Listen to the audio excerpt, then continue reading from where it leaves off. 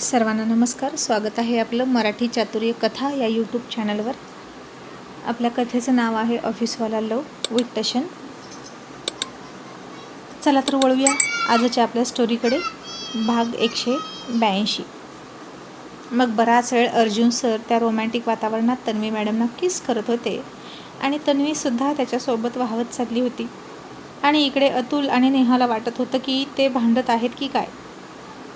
पण आता सगळ्यांच्या कल्पनेच्या पलीकडे जाऊन जे करतात त्यांचं नाव म्हणजे अर्जुन सर.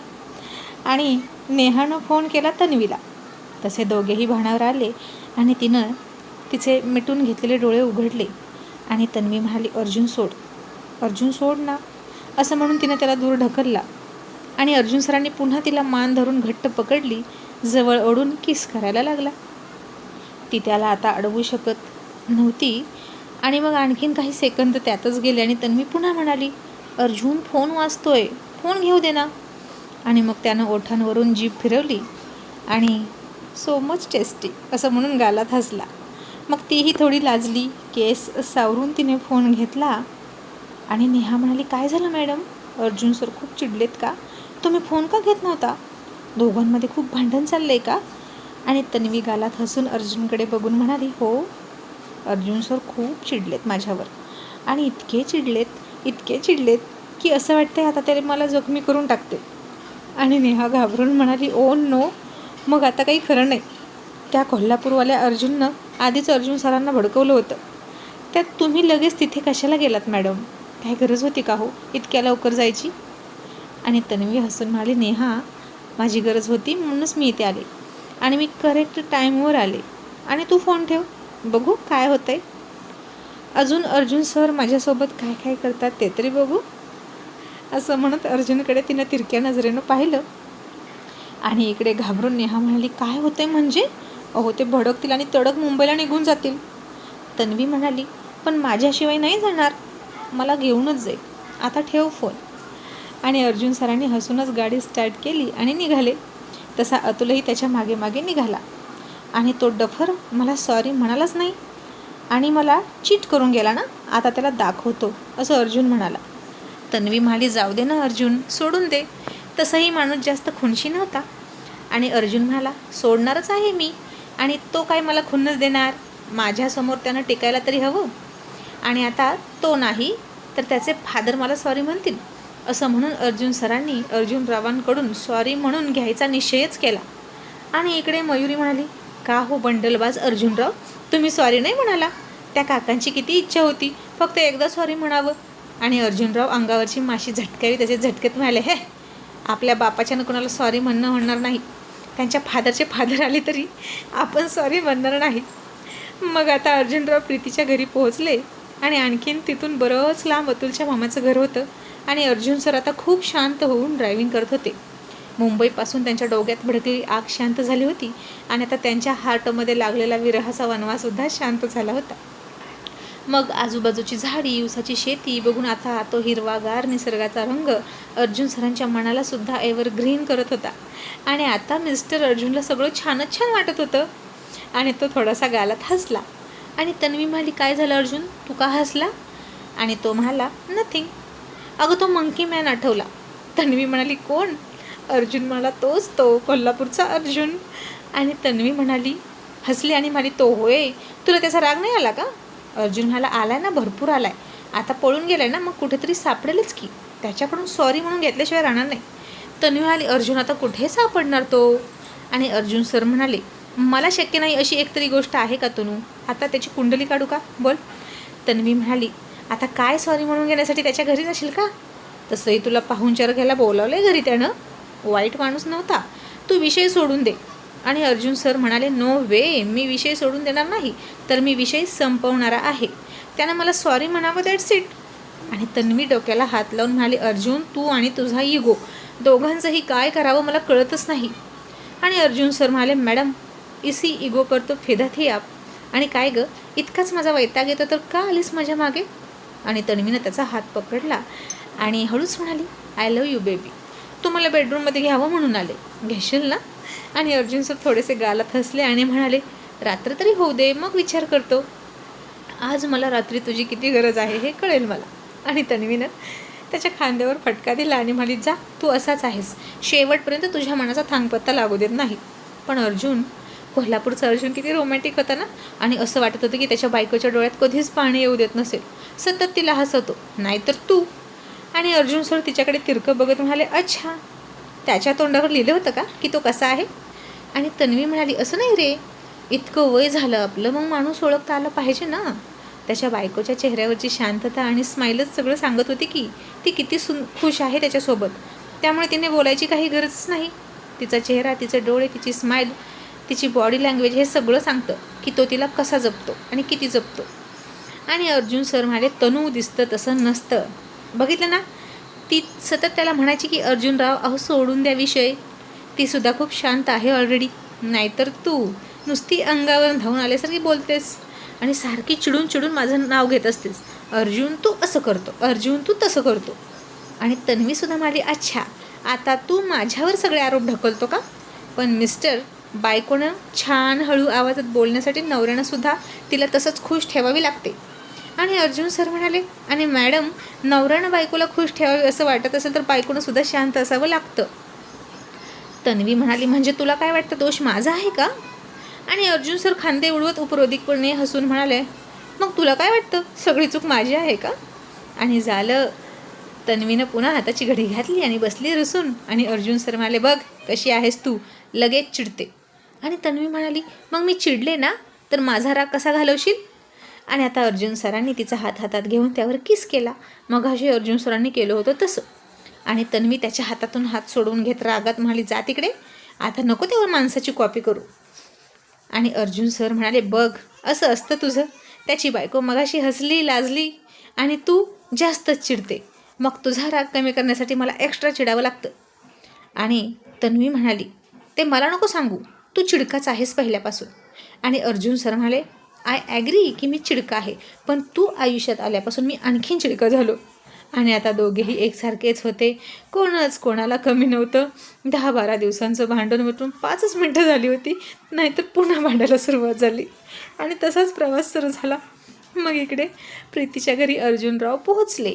अजूनही पाऊस पडतच होता. चहा वगैरे झाला. सगळ्यात आधी प्रीतीने दादूला राखी बांधून घेतली आणि मग दोघेही नणंद भावजाई स्वयंपाकाला लागल्या. अजय आणि अर्जुनराव गप्पा मारत बसले आणि मुलांमध्ये खेळायला गेली. आता अजय अर्जुनरावांसमोर जास्त काही बोलत नव्हता, फक्त त्यानं सांगेल तेवढंच ऐकायचा, तोंडाला कुलूप लावून गप्प बसलेला आणि फक्त हो दादा, हो दादा, हो दादा. आणि अर्जुनराव म्हणाले, काय पाहुणे, शेतात काय केलं? आणि अजय, मला वेळच नाही मिळत दादा तिकडं लक्ष द्यायला, त्यामुळे असंच पडलेलं आहे. आणि अर्जुनराव म्हणाले, वेळ मिळत नाही तर कोणाला तरी करायला द्यावं ना, तेवढी शेताची मशागतसुद्धा होते आणि प्रोसेसमध्ये राहतं शेत. आणि अजय म्हणाला, तेवढं करण्यासाठी सुद्धा वेळ नाही. आणि अर्जुनराव म्हणाले, मग बेण्या नुसत्या खायच्या आणि हागायच्या कामाचा आहेस का तू? तसा अजय दचकला आणि मला, दादा असं काय बोलता? आणि अर्जुनराव त्याला दम टाकत म्हणाले, नाहीतर काय, गडी माणूस आहेस ना, मग नुसती नोकरी करून गप्प बसतोस का? जरा इकडे तिकडे पळावं, हातपाय हलवावे, तरुण आहेस ना. एक ना अनेक उद्योग वाढवून ठेवायला हवे होते तू, की उगीच आपलं एक म्हणजे एकच करत बसायचं. 2 मुलं आहेत, तेवढे मात्र उद्योग बरे वाढवून ठेवले. उद्या त्यांच्या शिक्षणाचा खर्च कुणी सुरू होईल, मग नोकरी जर गेली बाय चान्स तर उपाशी राहशील का? इन्कमचा दुसरा सोर्स हवा की नको? अरे उद्या तुझी नोकरी गेली तर शेतामध्ये जाऊन नांगर धरण्याची सुद्धा त्याची तयारी हवी. आणि अजय बिचारा घाबरला आणि म्हणाला, हो दादा. अर्जुनराव म्हणाले, मग आता पहिलं शेत कुणी करतंय का ते बघायचं आणि करायला द्यायचं, समजलं? आणि अजय म्हणाला, हो दादा. अर्जुनराव म्हणाले, आणि शनिवारी रविवारी नोकरदार आहेस म्हणून पुणे मुंबईच्या लोकांसारखं विकेंड साजरा करायला इकडे तिकडे पळायचं नाही, तर शेतात पळायचं आणि तिथं विकेंड साजरा करायचा, झाडाखाली जेवण खायचं, कळलं का? आणि अजय म्हणाला, हो दादा. आणि अर्जुनराव म्हणाले, आणि जर प्रीती शेतात नाही आली तर दुसरं लग्न कर आणि दुसऱ्या बायकोला शेतात घेऊन जा. आणि अजय पुन्हा म्हणाला, हो दादा. तसे अर्जुनराव खूप हसले. तिकडून येणारी मयुरीसुद्धा हसली आणि म्हणाली, काय हो, पाहुण्याची फिरकी घेताय का? आणि अर्जुनराव म्हणाले, नाहीतर काय, माझ्या बहिणीला सवत आणायचं म्हणतोस की काय? आणि अजय म्हणाला, नाही हो दादा, तर तुम्हीच म्हणालात आणि मी आपला हो हो म्हणत गेलो.